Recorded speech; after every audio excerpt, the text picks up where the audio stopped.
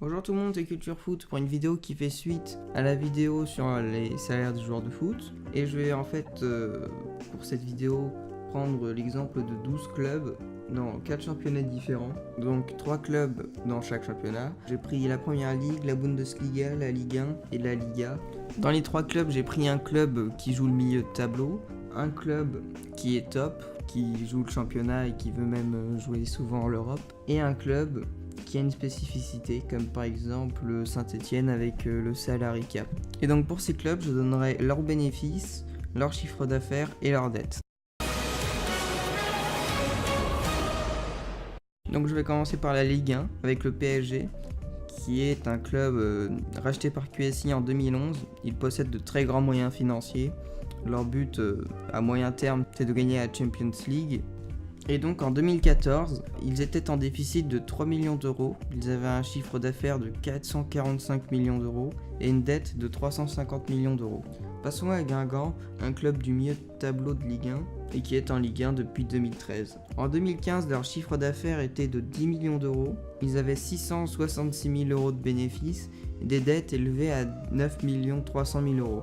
Et pour finir, Saint-Etienne, un club historique français qui joue la qualification pour l'Europa League. Ce club a une particularité, c'est qu'il a un salary cap, ça veut dire qu'il y a une limite pour les salaires, donc ils ont beaucoup de mal à faire venir des bons joueurs.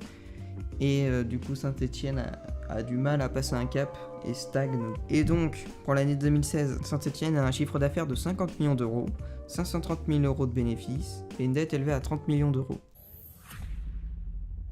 Alors pour tous les clubs anglais que je vais citer, les bénéfices réalisés sont bruts d'impôts. Manchester United est un très grand club anglais, malgré les saisons récentes assez décevantes.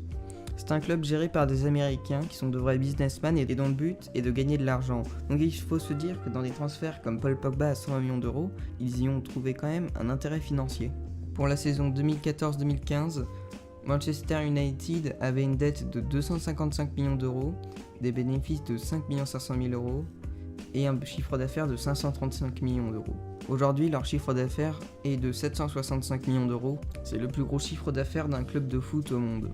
J'ai choisi Chelsea pour le club avec une spécificité en Première Ligue, car c'est un club qui a une dette de 1,5 milliard d'euros. Mais la dette est envers le propriétaire Abramovich, car l'argent passe par une holding qui détient le club. Sinon, c'est un club qui joue le titre de la Première Ligue chaque année. Pour la saison 2014-2015, le chiffre d'affaires du Chelsea était de 430 millions d'euros, un déficit de 45 millions d'euros et une dette d'1,5 milliard d'euros, comme je vous l'ai déjà dit. Et pour finir, Stoke City, un club assez anonyme de Première Ligue où il figure depuis la saison 2008-2009. C'est un club sur l'année 2014-2015 qui réalise un chiffre d'affaires de 135 millions d'euros, 6 millions d'euros de bénéfices et une dette de 45 millions d'euros.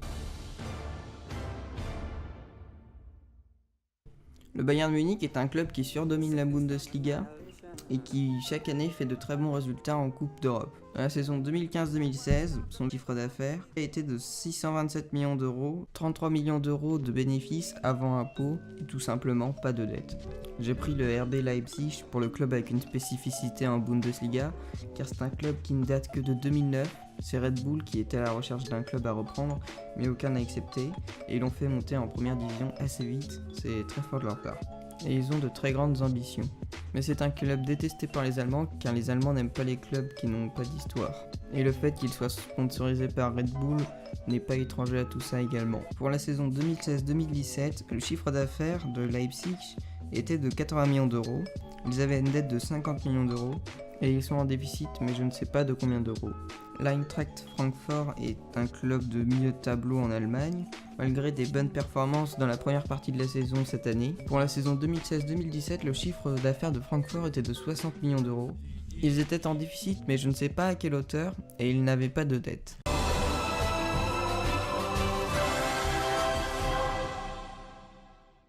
Celta Vigo est un club qui évolue en Liga depuis la saison 2012-2013. C'est un club qui joue le milieu de tableau et qui est par exemple arrivé en finale de l'Europa League cette année, donc une performance en Europe vraiment remarquable. Leur chiffre d'affaires dans la saison 2014-2015 était de 34 millions d'euros. Ils ont effectué un bénéfice incroyable de 15 millions d'euros grâce à la vente d'un joueur comme Santi Mina et d'autres encore qui lui ont rapporté beaucoup d'argent. et ils n'ont pas de dette, ce qui est extrêmement positif et assez unique dans le football espagnol. Le club que j'ai choisi pour sa spécificité cette fois-ci, c'est le Barça avec les socios. Donc les socios, c'est un statut assez compliqué à avoir, ils sont 80 000 à Barcelone, donc ils payent entre 700 et 1000 euros par an, donc ils ont des places au stade privilégié, mais ils ont également une influence au sein du club, car ils possèdent une petite partie du club, et donc chaque année ils votent pour élire de nouveaux présidents ou faire des décisions. Et donc, quelle que soit la part d'un socios dans le club, ils ont chacun une voix égale. Donc c'est un système assez intéressant mais peu répandu. Pour la saison 2015-2016, le chiffre d'affaires de Barcelone était de 680 millions d'euros, les bénéfices s'élevaient à 30 millions d'euros et la dette à 280 millions d'euros. Et pour finir, l'Atlético Madrid, qui en Europe, en 5 ans, aura gagné une Ligue Europa, et un quart, une demi-finale et 2 finales en Champions League, ce qui est extrêmement fort. Pour la saison 2015-2016, l'Atlético a réalisé un chiffre d'affaires de 230 millions d'euros, 4 millions d'euros de bénéfices et une dette à 55 millions d'euros. Donc en voyant l'exemple de tous ces clubs, j'ai pu noter quelques informations, comme le fait que 4 clubs sur 12 dans mes exemples sont en déficit, contre 8 sur 12 qui, eux, font des bénéfices. 10 clubs sur 12 ont des dettes. Avoir des dettes, c'est assez normal quand même. Et on peut voir des choses surprenantes, comme Celta Vigo, qui fait plus de bénéfices que Manchester United, des choses comme ça, c'est assez fou. Et donc ça peut nous montrer aussi que faut pas forcément être un gros club pour gagner de l'argent. Bon, même si c'était une année particulièrement bonne pour Celta Vigo, et Manchester United peut faire mieux, parce que ça varie quand même beaucoup chaque année. Et donc je suis assez surpris de ces résultats, parce que je croyais quand même que les clubs de foot, en règle générale, perdaient beaucoup d'argent. Et en fait non. Alors, en voyant ces exemples, on voit que non.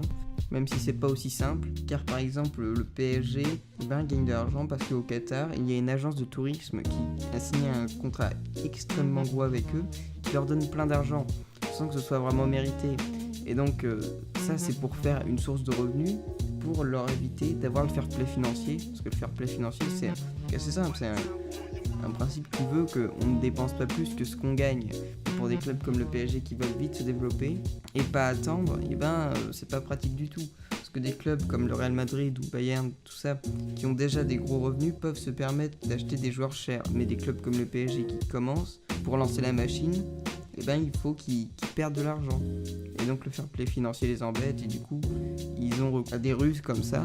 Et même Chelsea, par exemple, ils sont endettés à la hauteur de 1,5 milliard d'euros, ce qui est quand même assez fou, clairement. Et donc c'est pas aussi clair que ça, mais ça donne un aperçu quand même. Donc voilà, j'espère que cette vidéo vous a plu. C'était Culture Foot, au revoir.